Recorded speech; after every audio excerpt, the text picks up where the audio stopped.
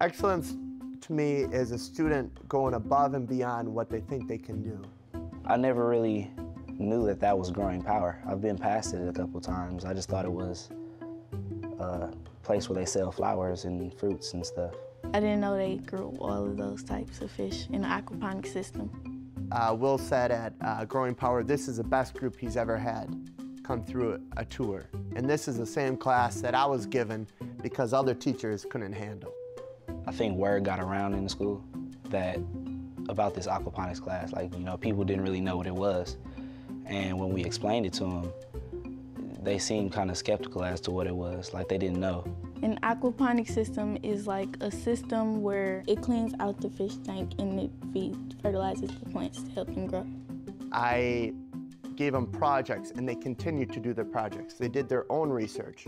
They came up with their own questions and answers. Seeing the fish and the vegetables and the compost heaps and the worms and all that, it was great. Keep in mind that when students come to class, they're looking for some action. They're not looking for nouns. They're looking for what can they do. Aquaponic systems, they cost a lot. You'll end up spending like thousands of dollars on a homemade one. I've been doing a basic aquaponic system just out of recycled materials. And we found the 5-gallon jugs and we cut those open and they kind of tip over, so we use aluminum foil rolls and paper towel rolls to hold them in a balance. A major success story for this project is how the teachers began to look at their own learning differently, and that has inspired them to teach differently. People nowadays, we throw a lot of stuff away, like just garbage. It's real cheap to compost. Just have a bin and throw all your waste in there, let it decompose, and it can be soil used to grow your own organic foods.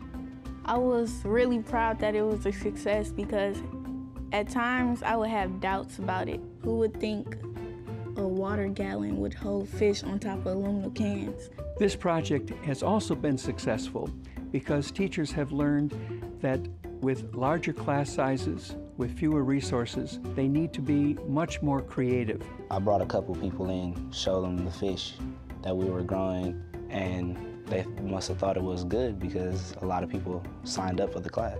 My students are excited about science. I never had students come in between periods to look at their individual product. It just shows what teaching the right thing or having the right plans or teaching it in the right way can do to students that other people say are too tough to teach.